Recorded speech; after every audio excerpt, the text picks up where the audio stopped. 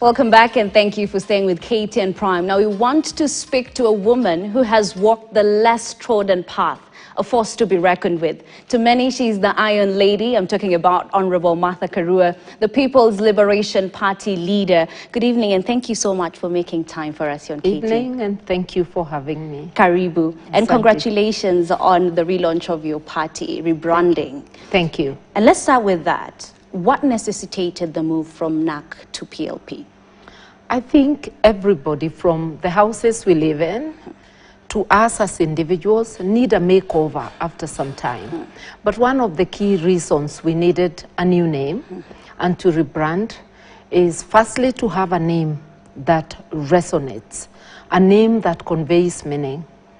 Many people do not know about the NAC revolution. So we were having questions like, what does NAC mean? You go to the National Rainbow Coalition. A majority of people who are young people in the country would not connect with that. You have to explain further about the 2002 NAC revolution. So we thought, why not have a name that conveys meaning, a name you don't need to ask questions about? Nobody will ask you about people or about liberation. That's how we arrived at the name. Okay. The colors, this is a time when the boot of the oppressor, the oppressive KK regime, is on the neck of Kenyans. It's a time people have lost hope because of the oppressive economic policies and other policies, whether it's educational, whether it is social policies, the violation of human rights. It's a time people are in despair. We needed a colors that can give hope. And purple is not just a royal color, it's a color that conveys warmth and hope. And that's how we arrived at the colors. We have two purples, purple and lilac. Lilac is a lighter purple and white. Those are the three colors, and we think they convey hope to Kenyans. But there are those naysayers who are saying, you know, your rebranding is inconsequential. They're saying that it's just a political vehicle to get you to the presidency. What would you tell them? If it is, why talk about it? Yeah. It should not catch your attention at all. So leave those who appreciate it to go on with it. And we thank the many, very many Kenyans who have appreciated our rebrand and who have shown an interest in the party. We not only changed the name and colors, we recommitted, we renewed our commitment to work for Kenyans, for their best interest, to work to liberate them. That's the from ideology? All forms of oppression. Our ideology, we are social democrats. We, fight for social justice. And social justice is also about equity in economic policies. It's about ensuring that people get their basic needs as stipulated in Article 43 of the Constitution. You can't get that in a thieving regime, a rogue regime that uses the resources on the comfort of the few political elite. Actually, it's not using, it's abusing and outright stealing, while leaving Kenyans to starve, to die for lack of access to health, their children to fail to get access to education. Like now, university students have not received money to go to university. The system is pretending that this is because the court nullified the new model. Common sense dictates if the court has halted the proposed new model because of being unconstitutional, then you revert to the previous, which is help. And help was serving Kenyans better. Instead of letting about 18,000 students stay at home without help, give them the money under the old system which was working, while you sort out your issues in court. Capitation, which has no court issue, is not reaching the schools. Both primary and secondary schools are also affected. You look at what is happening today, the revelation that the money collected under SHA is going to private accounts at a time children and adults are dying for lack of access to health. Yeah. At a time, many are, suffering without access, and at a time when the hospitals by religious institutions are almost grinding to a halt because they're not being paid monies. Yeah. Who are these beneficiaries of SHA-SHIF? We already know it's people connected to Dr. William Ruto. It's people in his administration. The last revelation from the newspaper, his economic advisor, Dee's wife, was among them. Some other business associates of his were among them. Yeah. So the truth of the matter is that we change from NHIF, we come to SHA-SHIF, which is more expensive per family, yet the services are below par. We need answers, and Kenyans need hope because there's so much hopelessness. Look at demolitions that have happened. You cannot demolish for people under the guise of building houses for the same people. Those who already have accommodation, why do you create a humanitarian crisis? If you really need land for development, give them alternative accommodation, especially if it's a mass demolition, which is what has been happening around Nairobi, mainly in the informal settlements. So hitting the vulnerable. Okay. You pretend it is floods. It flooded even in Runda, in posh estates. Yeah. We didn't see demolitions there. The demolitions are where people are vulnerable, and nothing is being provided to them as an alternative, yet their land is being acquired, not to protect the riverine, but some of it to give to cronies. Okay. This is a regime that is literally having its boot on people's necks. They have us on a chokehold. Yes. Okay. And you've talked about SHA-SHIF. And just recently, President William Ruto said that SHA is here to stay. If you were in government leading this country, what would you have done differently? You have to remember that you are serving the people, not your whims. So if Kenyans say they want SHA gone, SHA should be gone. And I'm asking fellow Kenyans, how much of this are we going to tolerate? We can actually say no, and we don't have to wait for 2027. If Kenyans decide that enough is enough, there are ways of polarizing this government. The economy is already on its knees. If Kenyans decided not to work for 3 days or a week, it would be done. Okay. And people ask, then what will people eat? Remember, there are weekends. We have long weekends because of the very many holidays that we are having. And you find that a Friday to a Tuesday is when we are returning to work. There are many ways Kenyans can make this government stop. Just remember, last year, June last year, during the Gen Z protests, Dr. William Ruto was forced to acknowledge the sovereignty of the people, and because of those protests, he sacked his cabinet except himself and one Musalia Mudavadi. The only disappointment is as he returned similar people with the ones he exchanged, and he returned some of them. Therefore, Kenyans already know that sovereignty of the people matters. If it's exercised by the people, it can force a regime to negotiate. And the Kenyan example has been taken by other countries, and we have seen some succeed. Okay. So we can succeed, and we will succeed. In the end, the people united are never defeated. Okay. So stay strong. This we must handle together. You've said that we don't need to wait for 2027. Yeah. How practical is it within the law, especially considering you're a stickler for the rule of law? It is the Constitution, the main law, that gives people sovereignty. And people can take action to express their unhappiness with the regime. And I'm saying, this country is so broken, the economy is so broken, just a couple of days can bring this economy on its knees. So there are ways people can push this regime. I've already said. Like protests? You don't have to go to the streets. You can have a protest of not going to work. Yeah. Okay. You can have a national protest. There are many ways. I'm not here to prescribe, but we can think together as Kenyans. Okay. And we can succeed. All right. People have never been defeated. It's a matter of when. So Ruto knows he's going home.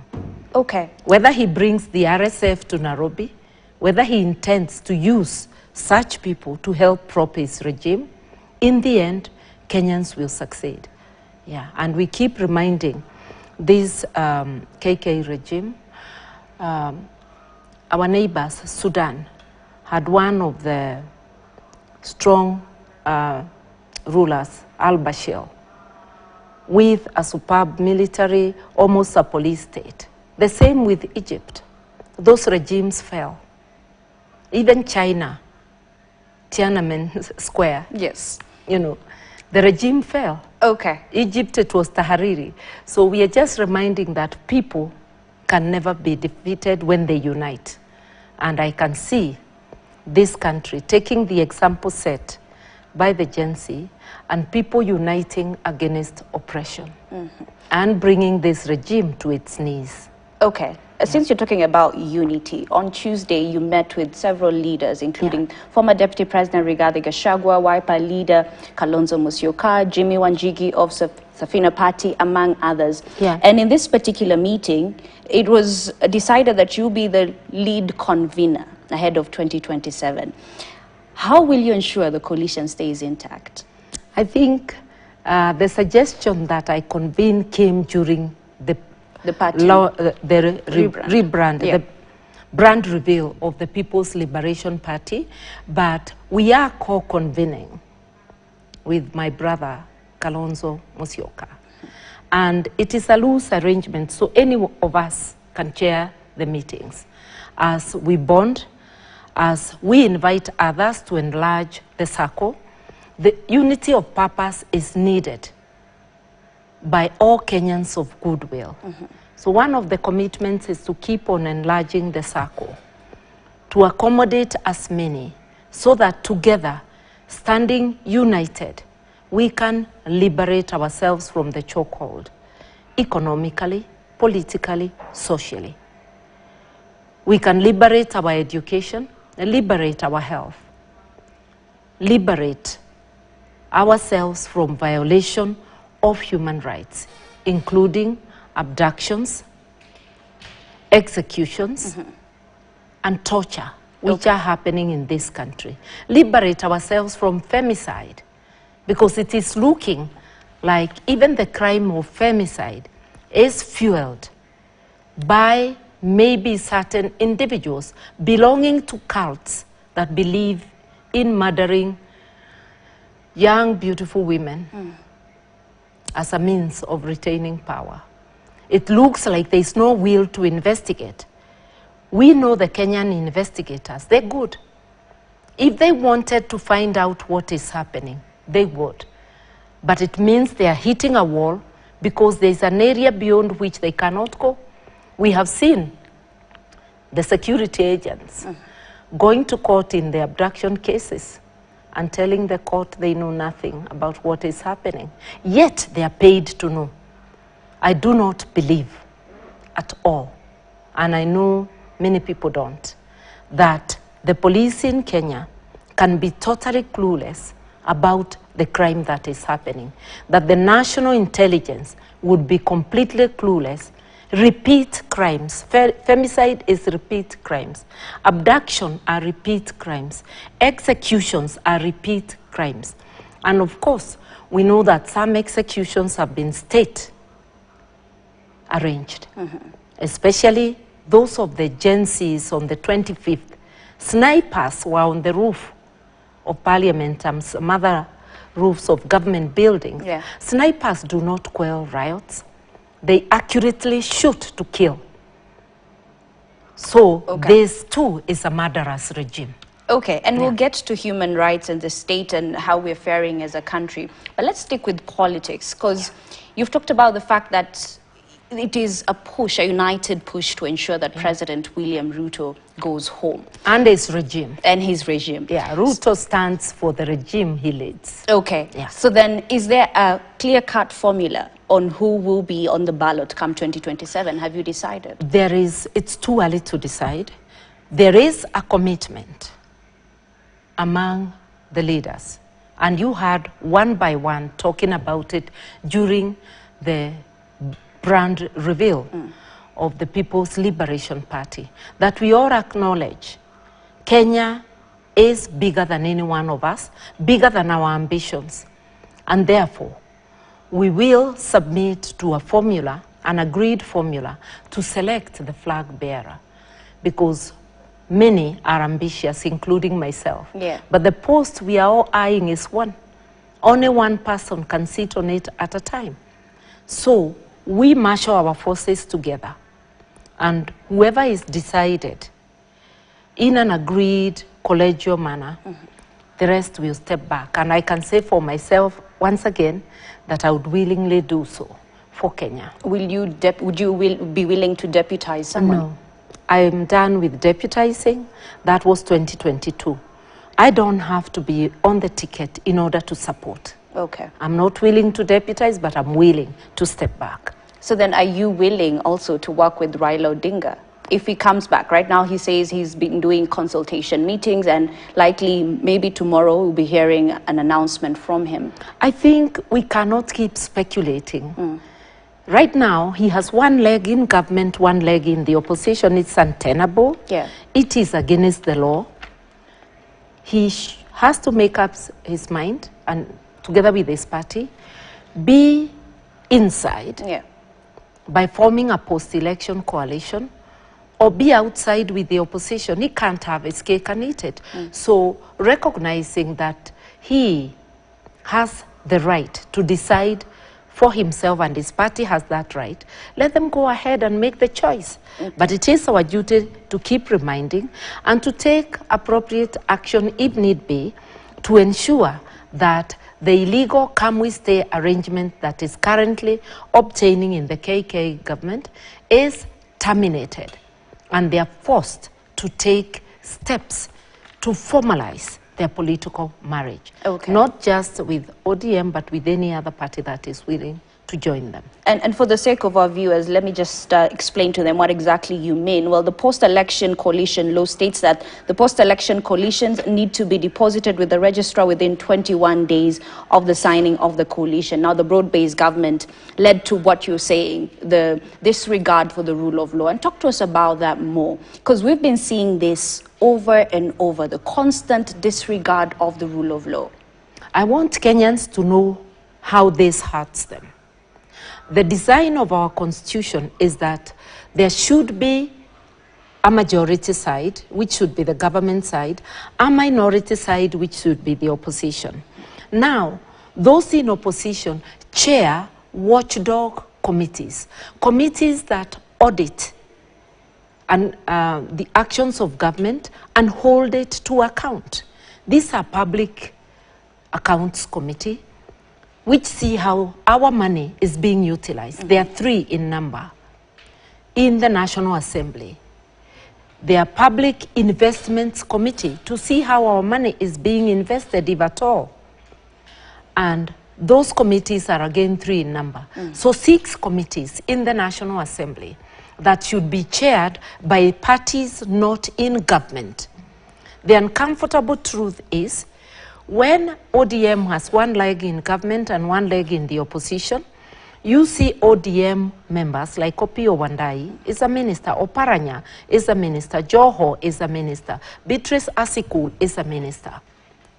The ODM members currently chairing those committees, because they were part of the Azimio coalition, which was then the opposition, how are they going, in all honesty, to audit the actions of their former bosses? All those people were bosses in the party. Wandai was the leader of minority. The rest, we know the positions they were holding. Vice chairman of the parties, except Beatrice. Yes. So this is the position. So having ODM having one leg inside, one leg out, it hurts the accountability mechanism.